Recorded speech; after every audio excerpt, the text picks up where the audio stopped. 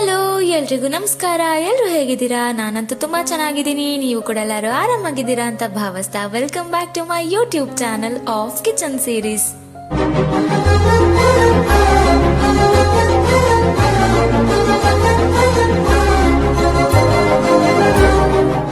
ಇವತ್ತು ನಾನ್ ನಿಮ್ಗೆ ಹೇಳ್ಕೊಡಕ್ಕೆ ಬಂದಿದ್ದೀನಿ ನಮ್ಮ ಉತ್ತರ ಕರ್ನಾಟಕದ ಪಾಪ್ಯುಲರ್ ಡಿಶ್ ಮೆಂತೆ ಕಡುಬು. ಇದನ್ನ ನನ್ಗೆ ನನ್ನ ಅಜ್ಜಿ ಹೇಳ್ಕೊಟ್ಟಿದ್ದು, ಹಾಗಾಗಿ ನಿಮ್ಗೂ ಯಾಕೆ ಹೇಳ್ಕೊಡ್ಬಾರ್ದು ಅಂತ ಅನ್ಸಿ ಈ ವಿಡಿಯೋ ಮಾಡ್ತಾ ಇದ್ದೀನಿ.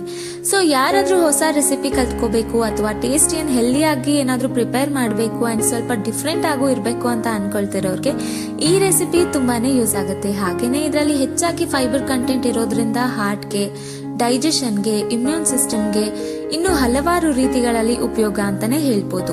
ಅಷ್ಟೇ ಅಲ್ಲದೆ ಡಯಟ್ ಮಾಡ್ತಿರೋರ್ಗೆ ಆರ್ ವೆಯ್ಟ್ ಲಾಸ್ ಜರ್ನಿಯಲ್ಲಿ ಇರೋರ್ಗೂ ಬರೀ ಫ್ರೂಟ್ಸ್, ತರಕಾರಿ, ಸ್ಪ್ರೌಟ್ಸ್, ಚಪಾತಿ ಇವನ್ನೇ ತಿಂದು ತಿಂದು ಬೋರ್ ಆಗಿರತ್ತೆ ಅಲ್ವಾ. ಸೊ ಅಂತವ್ರು ಕೂಡ ಯಾವುದೇ ಭಯ ಇಲ್ಲದೆ ಇದನ್ನ ತಿನ್ಬೋದು. ಯಾಕೆ ಅಂತಂದ್ರೆ ಇದು very tasty and healthy too. So ಮತ್ತ್ಯಾಕೆ ಲೇಟ್ ಮಾಡೋದು? ಹಾಗಾದ್ರೆ ಮೆಂತೆ ಕಡುಬು ಮಾಡೋದಕ್ಕೆ ಏನೇನ್ ಬೇಕು ಅನ್ನೋದನ್ನ ಫಟಾಫಟ್ ಅಂತ ನೋಟ್ ಮಾಡ್ಕೊಳ್ಳಿ. ಇದನ್ನ 2 ಸ್ಟೆಪ್ಸ್ ಅಲ್ಲಿ ಮಾಡ್ಬೇಕಾಗತ್ತೆ. ಫಸ್ಟ್ ಒನ್ ಹಿಟ್ಟು ಅಥವಾ ಡೋ ಪ್ರಿಪೇರ್ ಮಾಡೋದಕ್ಕೆ ಪೇಸ್ಟ್ ರೀತಿ ರೆಡಿ ಮಾಡ್ಕೊಳ್ಬೇಕು. ಹಾಗೇನೆ ಸೆಕೆಂಡ್ ಸ್ಟೆಪ್ ಬಂದು ಒಗ್ಗರಣೆ. ಡೋ ಪ್ರಿಪೇರ್ ಮಾಡೋದಕ್ಕೆ ಬೇಕಾಗಿರೋದು ಗೋಧಿ ಹಿಟ್ಟು, ಎಣ್ಣೆ, ಹಸಿಮೆಣಸಿನಕಾಯಿ 4ರಿಂದ 5 ಅಥವಾ ನಿಮ್ಗೆ ಎಷ್ಟು ಖಾರ ಬೇಕೋ ಅದನ್ನ ನೋಡ್ಕೊಂಡು ನೀವು ಯೂಸ್ ಮಾಡ್ಕೊಳ್ಬಹುದು. ಬೆಳ್ಳುಳ್ಳಿ, ನಾನಿಲ್ಲಿ 2 ಬೆಳ್ಳುಳ್ಳಿನ ಬಿಡಿಸಿಟ್ಕೊಂಡಿದ್ದೀನಿ. ಜೀರಿಗೆ ಸ್ವಲ್ಪ, ಉಪ್ಪು, ಕರಿಬೇವು, ಕೊತ್ತಂಬರಿ, ಕೊನೆಯದಾಗಿ ಹಿಂಗು. ಸೊ ಇದಿಷ್ಟು ಪೇಸ್ಟ್ ಪ್ರಿಪೇರ್ ಮಾಡ್ಕೊಳ್ಳೋದಕ್ಕೆ ಬೇಕಾಗುತ್ತೆ.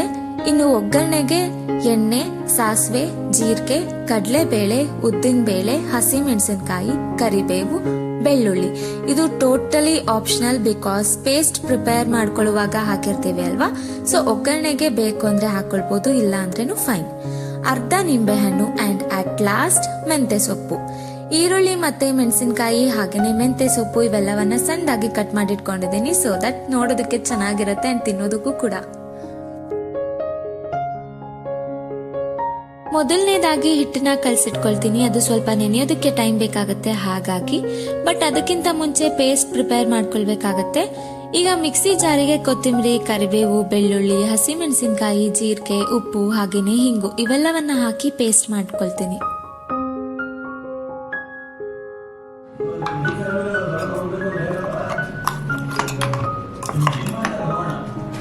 ಉಪ್ಪು ಮತ್ತೆ ಹಿಂಗನ ನೀವು ಹಿಟ್ಟು ಕಲಸುವಾಗ್ಲೂ ಹಾಕೊಳ್ಬಹುದು.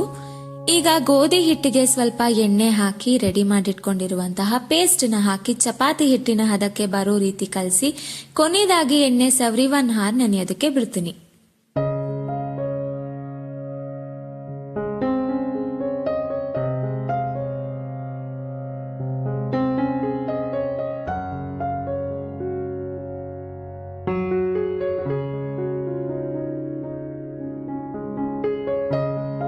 ಈಗ ಈ ಹಿಟ್ಟು ಸ್ವಲ್ಪ ನೆನ್ಕೊಳ್ಳೋ ಅಷ್ಟರಲ್ಲಿ ಒಗ್ಗರಣೆ ರೆಡಿ ಮಾಡಿಟ್ಕೊಳ್ತೀನಿ. ಒಗ್ಗರಣೆಗೆ ಎಣ್ಣೆ ಹಾಕಿ ಅದು ಕಾದ ನಂತರ ಸಾಸಿವೆ ಹಾಕ್ತಿದ್ದೀನಿ. ಸಾಸಿವೆ ಚಟಪಟ ಅನ್ಬೇಕು, ಅವಾಗ್ಲೇ ಅದು ಪರ್ಫೆಕ್ಟ್ ಒಗ್ಗರಣೆ ಅನ್ಸ್ಕೊಳ್ಳೋದು ಅಲ್ವಾ. ಈಗ ಕಡಲೆಬೇಳೆ, ಉದ್ದಿನಬೇಳೆ ಹಾಕ್ತಿದ್ದೀನಿ. ನನ್ಗೆ ಒಗ್ಗರಣೆಯಲ್ಲಿ ಕಡಲೆಬೇಳೆ ಅಂದ್ರೆ ಸಖತ್ ಇಷ್ಟ ಆಯ್ತಾ, ಅದಕ್ಕೆ ಜಾಸ್ತಿ ಹಾಕ್ತೀನಿ. ಇದು ಸ್ವಲ್ಪ ಫ್ರೈ ಆದ್ಮೇಲೆ ಕೊನೆಗೆ ಜೀರಿಗೆ ಹಾಕ್ತೀನಿ. ಮೊದಲೇ ಜೀರಿಗೆ ಹಾಕ್ಬಿಟ್ರೆ ಕಡಲೆಬೇಳೆ ಫ್ರೈ ಆಗೋ ಅಷ್ಟರಲ್ಲಿ ಸಾಸಿವೆ ಜೀರಿಗೆ ಸೀದೋಗುತ್ತೆ ಅಲ್ವಾ. ಸೊ ಲಾಸ್ಟ್ ಅಲ್ಲಿ ಜೀರಿಗೆ ಹಾಕ್ತೀನಿ. ಈಗ ಕರಿಬೇವು ಮತ್ತೆ ಬೆಳ್ಳುಳ್ಳಿ ಹಾಕ್ತೀನಿ. ಇವಾಗ ಒಂದು ಸೌಂಡ್ ಬರುತ್ತಲ್ಲ ಚಟಪಟ ಅಂತ, ಒಂಥರ ಚಂದ, ಅದು ನೀವು ಕೇಳಿಸ್ಕೊಳ್ಳಿ.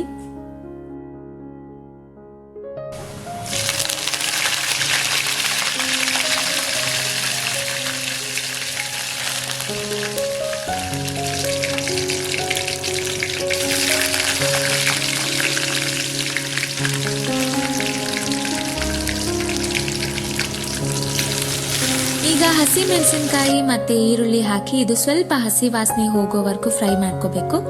ಇದು ಸ್ವಲ್ಪ ಫ್ರೈ ಆದ್ಮೇಲೆ ಉಪ್ಪನ್ನ ಹಾಕ್ತಾ ಇದ್ದೀನಿ.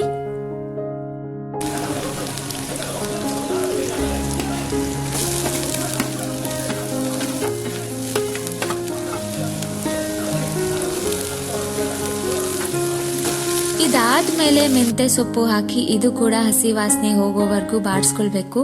ಇಲ್ಲ ಅಂತಂದ್ರೆ ಅದರಲ್ಲಿರುವಂತಹ ಕಹಿ ಅಂಶ ಉಳ್ಕೊಂಡ್ಬಿಡುತ್ತೆ. ಬಟ್ ನೀಟಾಗಿ ಕುಕ್ ಆದ್ರೆ ಸ್ವಲ್ಪನೂ ಗೊತ್ತಾಗೋದೇ ಇಲ್ಲ ಅದು ಮೆಂತೆ ಸೊಪ್ಪು ಅಂತ. ಅಷ್ಟು ಚೆನ್ನಾಗಿರುತ್ತೆ ಅಂಡ್ ಟೇಸ್ಟಿ ಆಗಿರುತ್ತೆ.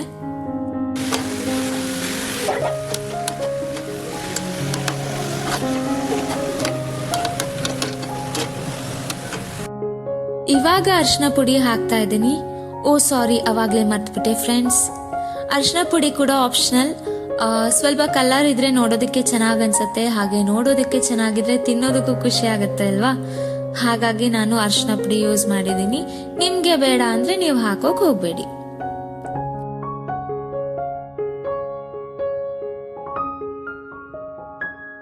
ಸೊ ಇವಾಗ ಇದೆಲ್ಲ ನೀಟಾಗಿ ಕುಕ್ ಆಗಿದೆ. ಹಾಗಾಗಿ ಸ್ಟವ್ ಆಫ್ ಮಾಡ್ಕೊಂಡು ಈಗ ಕೊನೆಯದಾಗಿ ಇದಕ್ಕೆ ನಿಂಬೆ ಹಣ್ಣನ್ನ ಹಿಂಡ್ತಾ ಇದ್ದೀನಿ.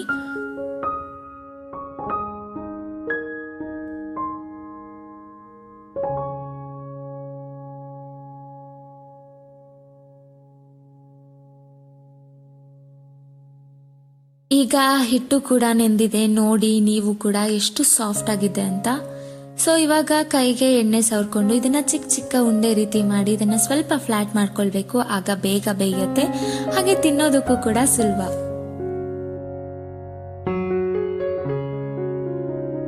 ನೋಡಿ ಈ ರೀತಿ ಚಿಕ್ಕ ಚಿಕ್ಕದಾಗಿ ಕಡುಬುನ ಪ್ರಿಪೇರ್ ಮಾಡ್ಕೊಂಡು ಇದನ್ನ ಹಬೆಯಲ್ಲಿ ಬೇಯಿಸ್ಕೊಳ್ಬೇಕು.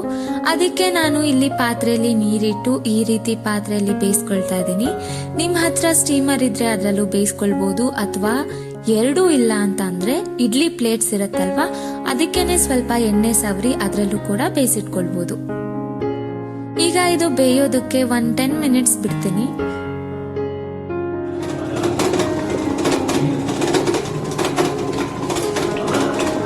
ಸೊ ಇವಾಗ ಇದು ಬೆಂದಿದೆ. ಇದನ್ನೆಲ್ಲ ಆಗ್ಲೇ ಪ್ರಿಪೇರ್ ಮಾಡಿಟ್ಕೊಂಡಿರುವಂತಹ ಒಗ್ಗರಣೆಗೆ ಮಿಕ್ಸ್ ಮಾಡ್ಕೊಂಡ್ರೆ ಬಿಸಿ ಬಿಸಿಯಾದ ಟೇಸ್ಟಿ ಅಂಡ್ ಹೆಲ್ದಿ ಮೆಂತೆ ಕಡುಬು ಇಸ್ ರೆಡಿ ಟು ಈಟ್.